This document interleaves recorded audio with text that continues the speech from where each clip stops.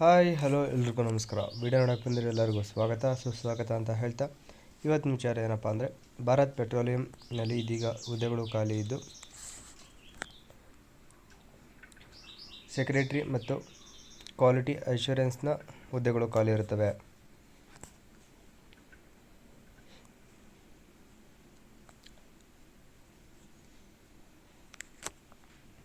ಇನ್ನು ಈ ಹುದ್ದೆಗೆ ಅರ್ಜಿ ಸಲ್ಲಿಸಲು ಜನವರಿ 22ನೇ ತಾರೀಕಿಂದ ಪ್ರಾರಂಭವಾಗಿದ್ದು ಫೆಬ್ರವರಿ 22ನೇ ತಾರೀಕಂದು ಅರ್ಜಿ ಸಲ್ಲಿಸಲು ಕೊನೆ ದಿನಾಂಕವಾಗಿರುತ್ತದೆ.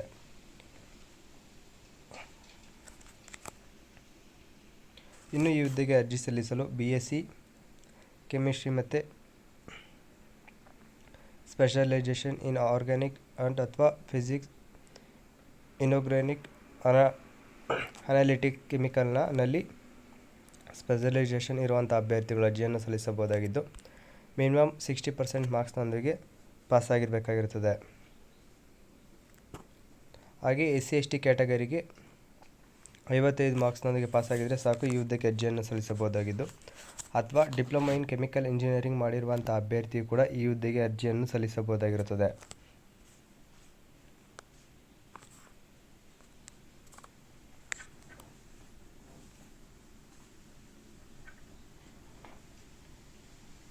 ಹಾಗೆ ಈ ಹುದ್ದೆಗೆ ಅರ್ಜಿಯನ್ನು ಸಲ್ಲಿಸಲು ಮಿನಿಮಮ್ 5 ಇಯರ್ಸ್ ಎಕ್ಸ್ಪೀರಿಯನ್ಸ್ ಇರಬೇಕಾಗಿರುತ್ತದೆ.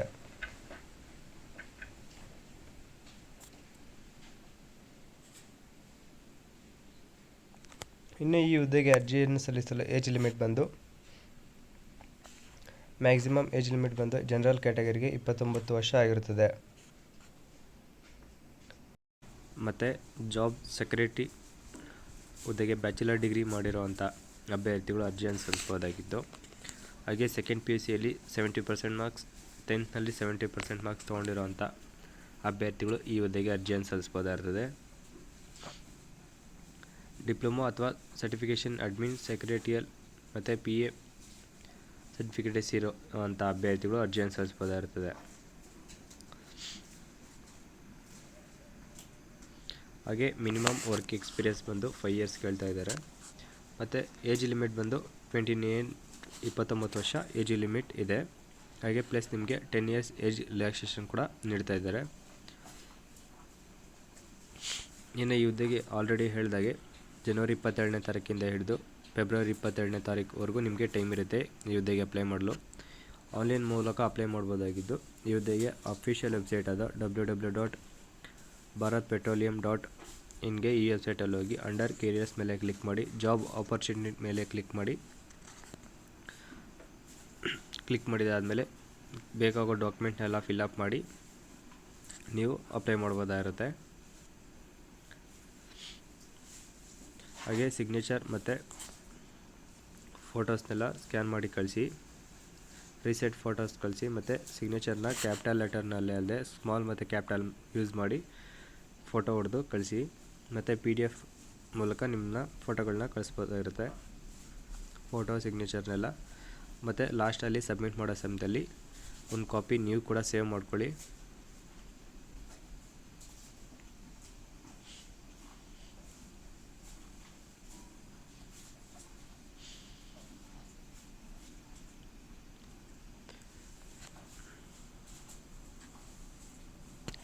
ಇನ್ನು ಈ ಹುದ್ದೆಗೆ ಮಲ್ಟಿ ಸ್ಟೇಜ್ ಸೆಲೆಕ್ಷನ್ ಇದ್ದು ಶಾರ್ಟ್ ಲಿಸ್ಟ್ ಮಾಡಿ ಮತ್ತು ನಿಮಗೆ ವರ್ಕ್ ಎಕ್ಸ್ಪೀರಿಯನ್ಸ್ ಮತ್ತು ನಿಮ್ಮ ಕ್ವಾಲಿಫಿಕೇಷನ್ ಆಧಾರದ ಮೇಲೆ ನಿಮ್ಮನ್ನ ಈ ಹುದ್ದೆಗೆ ಆಯ್ಕೆ ಮಾಡ್ತಾರೆ.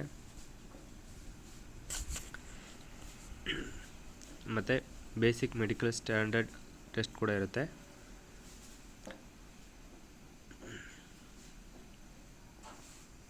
ಇನ್ನು ಈ ಹುದ್ದೆಗೆ ಆಯ್ಕೆ ಆದವರಿಗೆ ಜೂನಿಯರ್ ಎಕ್ಸಿಕ್ಯೂಟಿವ್ನ ಹುದ್ದೆಗೆ 30,000ದಿಂದ 1,20,000ವರೆಗೂ ನಿಮಗೆ ಪೇಮೆಂಟ್ ಇರುತ್ತೆ. ಬೇಸಿಕ್ ಪೇ ಬಂದು ಆಫರ್ ಮಾಡೋವಂಥದ್ದು ನಿಮಗೆ ಮಿನಿಮಮ್ ಅಂದರೆ 30,000 ನಿಮಗೆ ಪೇಮೆಂಟ್ ಇರುತ್ತೆ.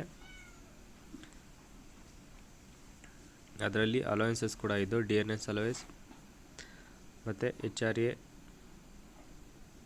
ಅಂದರೆ ಹೌಸ್ ರೆಂಟ್ ಅಲವೆನ್ಸ್ ಮತ್ತು PF ಎಲ್ಲ ಇರುತ್ತೆ. ಮತ್ತು ರಿಸರ್ವೇಷನ್ ಕ್ಯಾಟಗರಿ ಬಂದು SC/ST OBC NCL EWS PWBD category ಕೂಡ ಈ ಹುದ್ದೆಗೆ ರಿಸರ್ವೇಷನ್ ಮಾಡ್ಕೋಬೋದಾಗಿರುತ್ತೆ.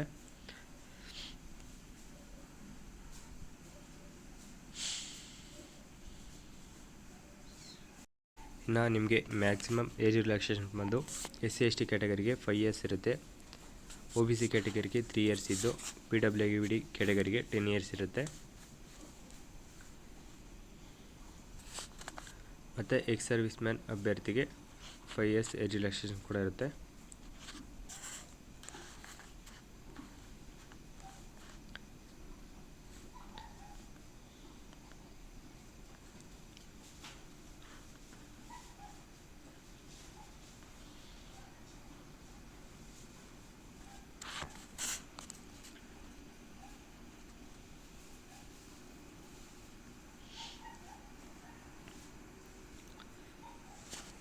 ಹಾಗೆ ಕಂಪ್ಯೂಟರ್ ಬೇಸ್ಡ್ ಟೆಸ್ಟ್ ಕೂಡ ಇದ್ದು ಟೆಸ್ಟ್ಗೆ ಎಲ್ಲ ನಿಮಗೆ ಟ್ರಾವೆಲಿಂಗ್ ಅಲವೆನ್ಸಸ್ ಕೂಡ ಇರುತ್ತೆ.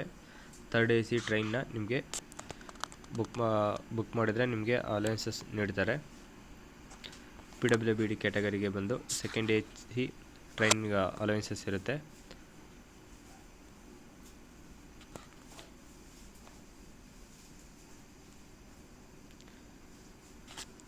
ಟ್ರಾವೆಲಿಂಗ್ ಡಿಸ್ಟೆನ್ಸ್ ಬಂದು 30 ಕಿಲೋಮೀಟರ್ ಅಥವಾ ಅದಕ್ಕಿಂತ ಹೆಚ್ಚಿರಬೇಕಾಗಿರುತ್ತೆ.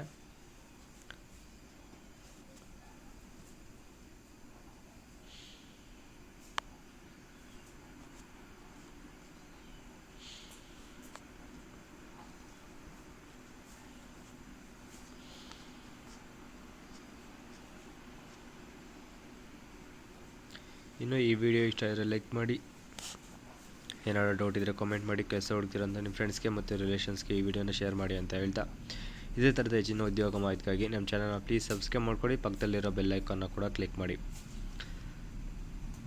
ಹಾಗೆ ಈ ಹುದ್ದೆಗೆ ಯಾರ್ಯಾರು ಅಪ್ಲೈ ಮಾಡ್ತಿದ್ರು ಅವರೆಲ್ಲರಿಗೂ ನನ್ನ ಕಡೆಯಿಂದ ಆಲ್ ದಿ ಬೆಸ್ಟ್ ಅಂತ ಹೇಳ್ತಾ ಇಲ್ಲಿಗೆ ಈ ವಿಡಿಯೋನ ಮುಗಿಸ್ತಾ ಇದ್ದೀನಿ. ಧನ್ಯವಾದಗಳು.